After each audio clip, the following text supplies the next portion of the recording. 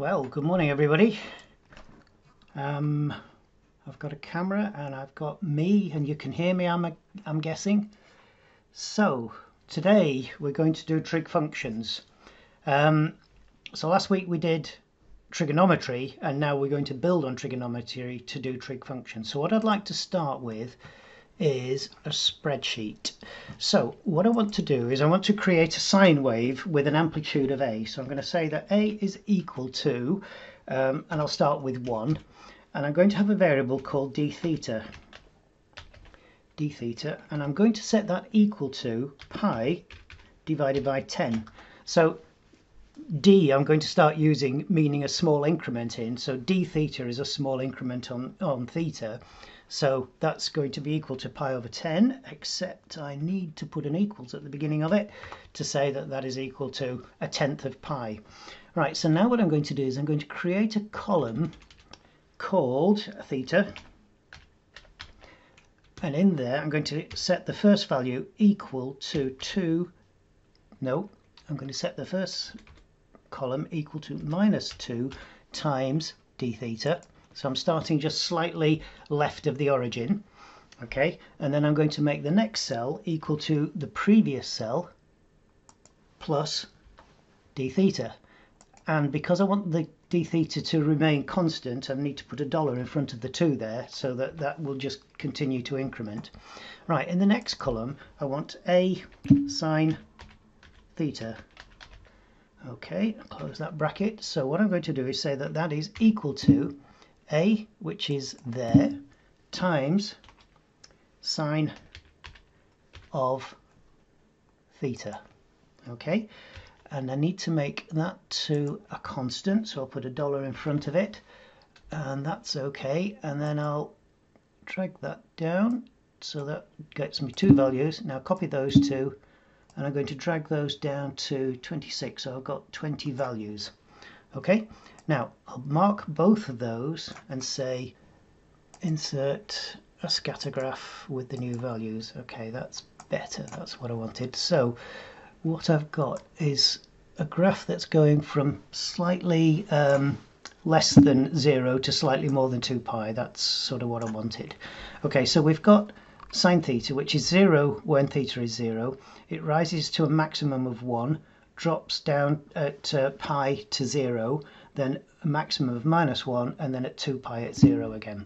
Okay, and if I change this value here to say 2, you see the maximum here is 1, it redraws, and now the maximum is 2. So that's a graph of sine theta, which is something I'm sure you all know.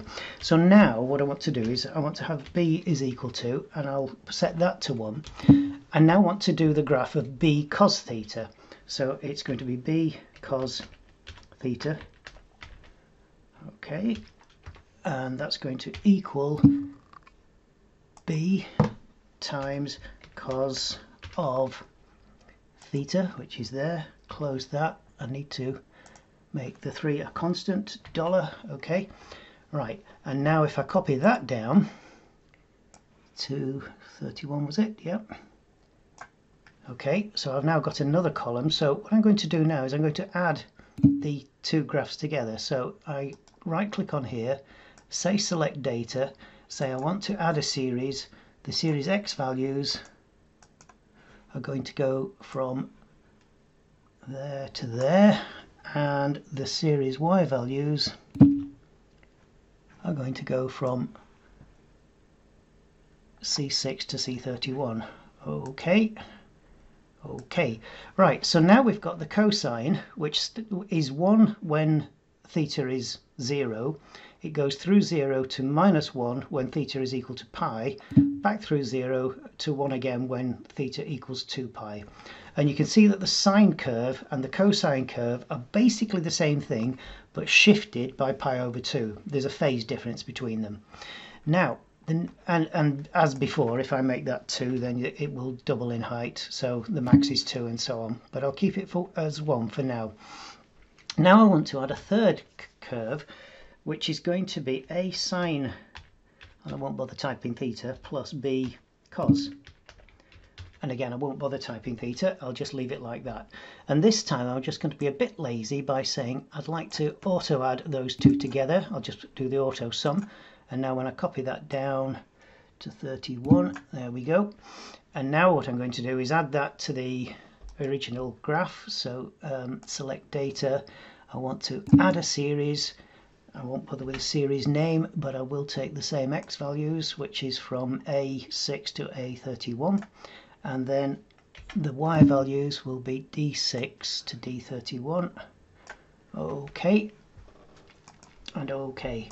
Right, so now what I've got is the graph of both of them together. Both of the sine and the cosine together. Now, the thing I'd like you to notice about this is that the maximum value of sine here is 1, the maximum value of cosine here is 1, but the maximum value of the combined curve is 1.14, which is the summation of those two. So let's just look at some key points. When the sine is 0, the sum of them is the same as the cosine, and when the cosine is 0, the sum of the two graphs is the same as the sine. Okay, so those are checks just to make sure that the thing works properly. And if you look at the combined curve, it is just the same as a sine or a cosine curve, except the amplitude is different and the phase is different. And what I mean by the phase is sine is 0 when theta is 0, whereas this graph, the combined graph, the 0 is over here somewhere, the first 0 if you like, or here if you'd prefer, at 5.5 radians. And if I now change the size of these two graphs, if I change the sine, the amplitude of the sine to be 4, shall we say? No, 3, let's do 3. And they change the amplitude of the cosine to be 4, okay, we now see that the maximum value of the combined curve is actually 5. Okay, and you probably know of a famous triangle, which is 3, 4, 5. It's a right angle triangle with the base is 3, the opposite side is 4. 3 squared is 9, 4 squared is 16, 16 plus 9 is 25, so the hypotenuse is 5. Okay, it's a 3, 4, 5 triangle, and that's exactly what we've got on this graph. So you can see that I've taken a sine wave, added it to a cosine wave, and the combined wave has the amplitude of the sine wave squared plus the cosine squared, the square root of, but it's also got a phase difference, hasn't it? You see it's moved across. If you just follow this line down to the x-axis, there is a difference, there is a distance between where it hits the axis and the origin, and we're going to call that an angle phi. So I'll leave that graph there for a minute, and what I'll do now is I'll go through the algebra that underpins that. Okay, are there any questions before I do that though? Are we okay with that so far? Right, okay, well let's go over that then. So what we've got, let's have a pen, and what we're saying is that y is equal to a sine theta plus b cos theta. Okay, I'm adding those two things together. Now we know, I actually know from last week, if our memories serve as well, that sine brackets theta plus phi, this is the double angle theorem, is equal to sine theta cos phi plus cos theta sine phi. Okay, that was one of the trig identities that that was in last week's lecture. Okay, now I've got, let me change my pen colour, I've got a sine theta here and a sine theta here, a cos theta here and a cos theta here, which means that I can say that A is equal to cos phi. So let me do that. So A is equal to cos phi, and I can say that B is equal to sine phi. So B is equal to sine phi. Okay, so what I can now do is sine divided by cosine. So sine phi divided by cosine phi. cos phi, that is equal to tan phi, and that is equal to sine is b, cosine is a, so that's equal to b over a. Okay, so that means, let me just move my board up a little bit. That means that we can say that phi is equal to tan to the minus 1, or arctan of b over a. Okay, so that's the phase angle that we've got here. Let's change my pen colour. So the phase angle phi there, I can calculate by the means that I've got here. And now the other thing I'd like to calculate is the amplitude. So what I can do is I'm going to modify the equation that we've got here. Let me move that up and rewrite the equation. So what I'm going to say is that r sine theta plus phi, so that's equal to r sine theta cos phi plus r cos theta sine phi. Let me just move my screen down. This is the combined wave here, a sine theta plus b cos theta. That's how it's being combined. So let me write that out again. So what we're going to say is that the combined wave y is equal to a sine theta plus b cos theta. Okay, now let's look at that again. We've got a sine theta there and a sine theta there. We've got a cos theta there and a cos theta there, which means that I can now say that r cos phi is equal to a and r sine phi is equal to b. Okay, so what I can now do is I can square both of these terms and add them together. So I can say that r squared cos squared phi plus r squared sine squared phi is equal to a squared plus b squared.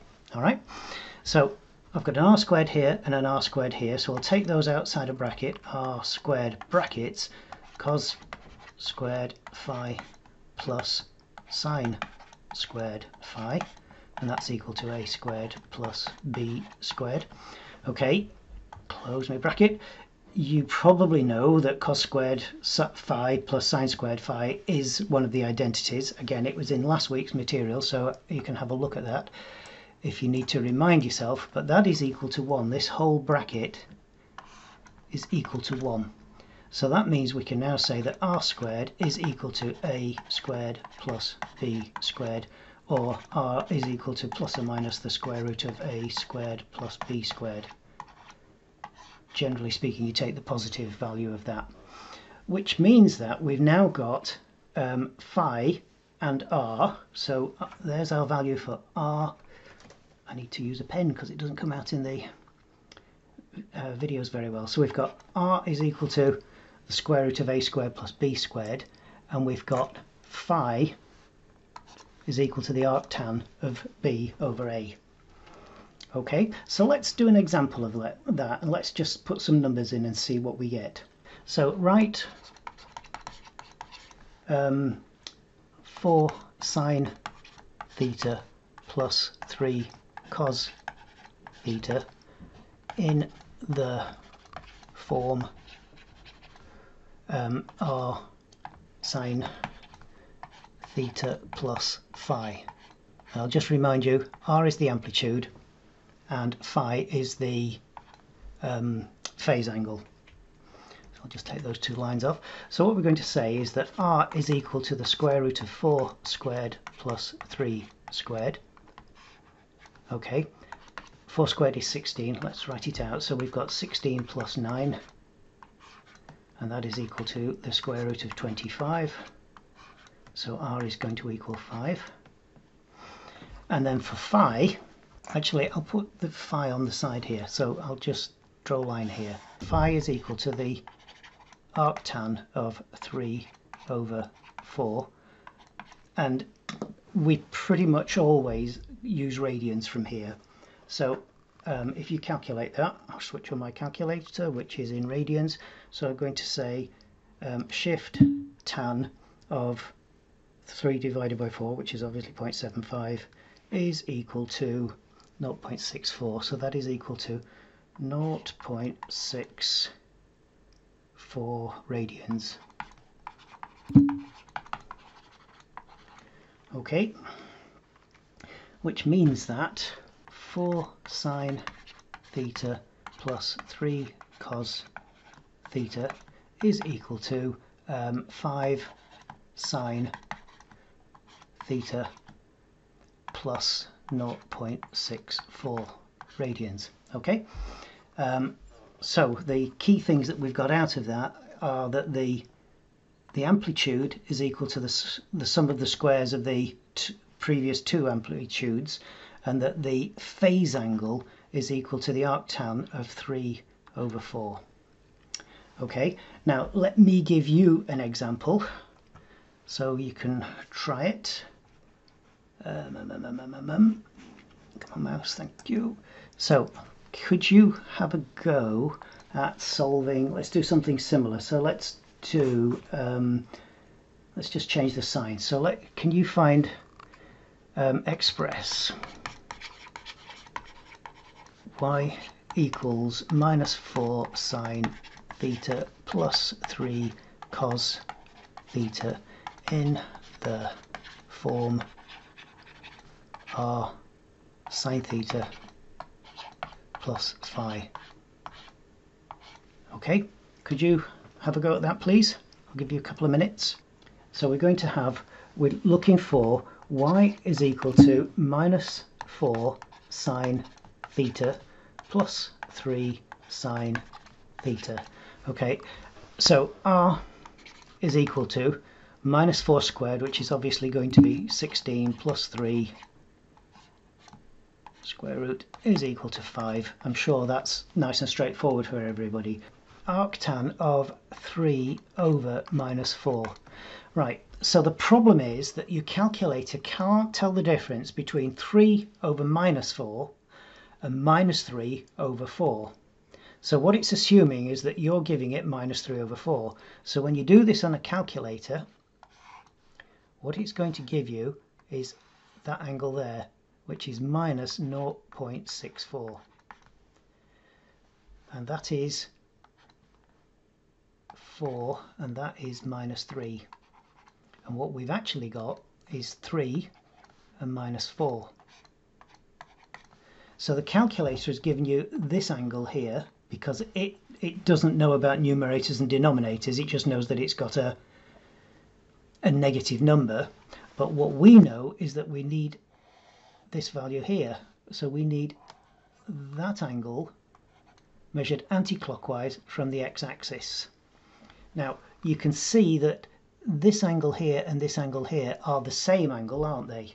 Okay, so what I now need to do is to add, let me change my pen color again, I need to add to the answer pi to get that angle there, don't I? So I've got pi minus 0.64 in effect. So that means that my answer is going to equal 2.5 radians. And that's because pi is equal to, well, it's the other way around. 180 degrees is equal to pi radians. Yeah, so if we were working in degrees, this would be -36 degrees, thereabouts, and you would add 180 degrees to it, so you get an answer of about 150 degrees, which is sort of what we've got here. Yeah, okay, that's fine. I get it that we're dealing with radians as well as this funny business with your calculator, but if you just think about it, a radian is worth about 60 degrees. It's slightly less than 60 degrees. So if we look at this, 0.6 times 60 is going to be 36 degrees, so that's -36 degrees roughly. If we add that to 180 minus 36, that's going to give me 44 degrees roughly. And if you look at this, sorry, 144, isn't it? Yeah, 144 degrees. And if you look at this, 2 times 60 is 120, half of 60 is 30, so that's about 150 degrees, which is about the same as the 144 that I've got there. So it works in degrees, it's just that we're working in radians. Okay, bit messy, I totally agree, and you need a bit of time just to make sure that you're clear on what you're doing, but I strongly recommend when you're dealing with these you draw yourself a little graph like I've done on the side here. And just so you know, if I see one of those on an exam paper and you get it wrong, I'll know that you've been trying to get it right. So the fact that you've got it wrong, if you just get it wrong, then obviously you get marked wrong. But if you get it wrong and you show some thinking that you've been doing, I can give you some credit for that. So I can see that you're trying to work out which is the right angle. So if you draw one of those and you get it right, you get the mark. If you draw one of those and you still get it wrong, I can still give you credit for trying, if you see what I mean. Okay, thinking in a mathematical manner. Is it fine if you work in degrees but give the answer in radians? Yeah, that's absolutely fine as long as the final answer is in radians. And I'll tell you why. We're going to end up integrating this kind of stuff later on, and integration is always done in radians. It's never done in degrees. But if it helps you to visualize what's going on, then by all means do it in degrees. And just so you know, I'll just go over this on the calculator. So I've got a Casio FX85 GT Plus in my hands here, so I'll just clear it. If you press Shift Setup, then you get a screen that says 1 is Math 10, 2 is line, 3 is degrees, 4 is radians, 5 is grads.